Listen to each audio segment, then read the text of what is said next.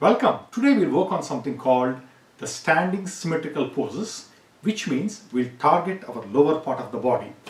That is, we'll look at strengthening our hips, thighs, hamstrings, adductors, and our legs.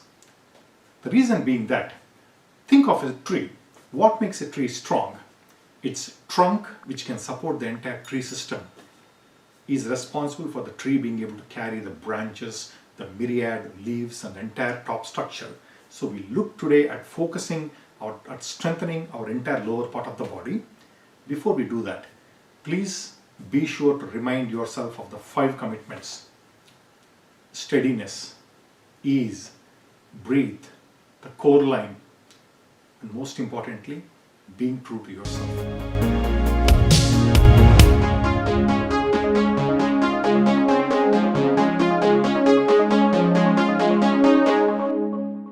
The first pose is the fierce pose, or also called the furious pose, or it's Ugrasana. That's a Sanskrit term for it. So this is the first of the symmetrical standing poses. To do this pose, we'll do it together. Since this is an easy pose, it doesn't take much of a difficulty in this. We can do it together. First thing, stand up straight. Take your feet apart. Slightly widen your feet, or as much you can. Don't try to stretch too much. Too much stretching will cause you too much difficulties. Just do a little bit of stretch, which comfortably for you. The farther you take the stretch, the more energy it requires for you to work on your thighs. When you're ready, first thing, make sure your hip and your feet are all in the same line. They're aligned together.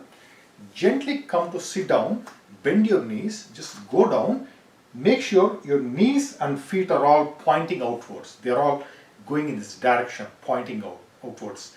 If I had a laser light, they would all go out in this direction. Gently bring yourself down. Perfect. Now, this pose can be tough for many people who have never done this. Always start this pose by supporting yourself with your hands up here, hands on your thighs. So this gives you the enough strength to stay here. If you look at what's happening right now, you're strengthening your core, your inner adductors, thighs and hamstrings. Hold yourself up here.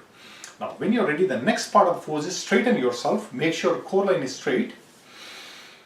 Lift your pelvic floor. You should be standing up here and strong. You can always go down deeper if you wish. Going down deeper brings more challenge on you. So when you're comfortable, you can do that. Now, you can stay here, breathe hard.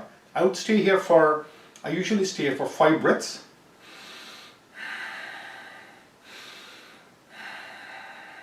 Or as long as you can. This is where the strength building part happens. Gently, if you're comfortable, you can either rest your hands here or bring your hands together into your prayer pose.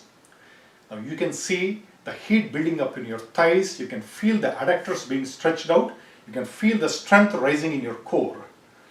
Gently, you can bounce gently to help you elevate the pain if there is any. Or you can always stretch your hands across. Think of yourself as one of those cactus plants in the desert. They always stand tall, immaterial of what's happening around them. Heat, cold, or any kind of creatures crawling up their back.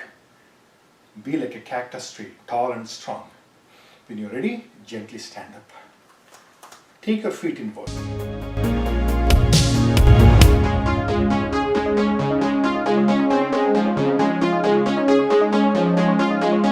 The same pose, you can move into the second of the symmetrical poses by taking your feet wider. This time, lengthen, make your both feet straight. Stand up straight. Gently keep moving towards the ground. Prasarita Padottanasana, stretched foot pose. If you can see what I'm doing, I'm taking my feet apart. And support yourself by bringing your hands here. This time make sure, the difference is this time make sure your feet are parallel to the mat. You can see they're parallel in this fashion. Okay, support yourself with your hand.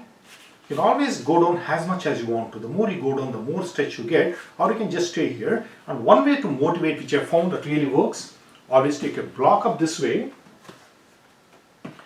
Hold yourself on the block. This is another easy way. You can stay here as long as it's comfortable for you.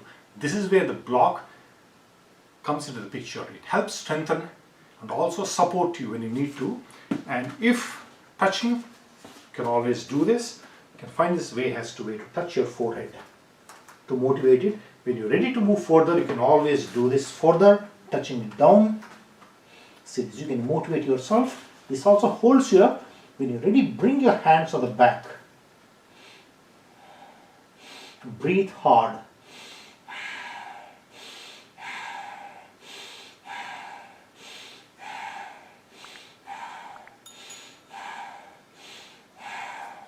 When you're ready, gently raise up. Raise up, bring your feet closer to stand up straight.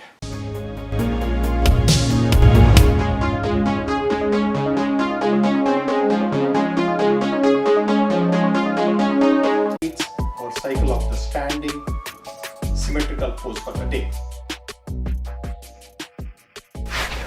Welcome to your life lesson for the day. Before I came into yoga, I used to have a routine for a good 25 years. I used to get up in the morning, go to the gym, do some running followed by free weights. And this worked fairly well for a good many years. Somewhere in my 40s, when I reached my 40s, things started to change. I no longer enjoyed my workouts. My workouts became a drag.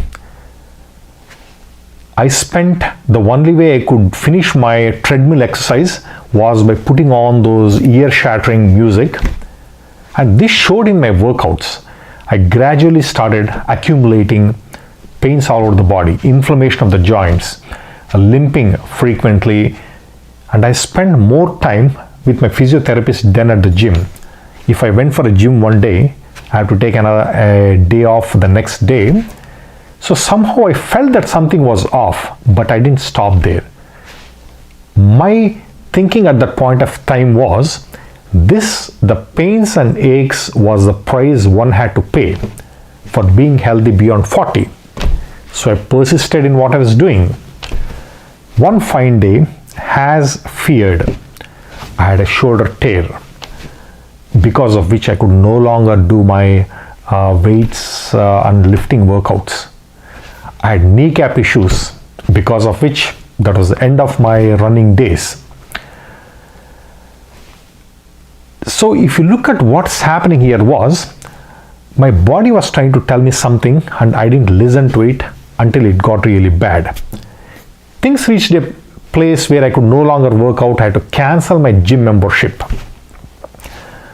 So if you look at what's happening, the lesson what I learned here was, your body communicates to you in the form of pain.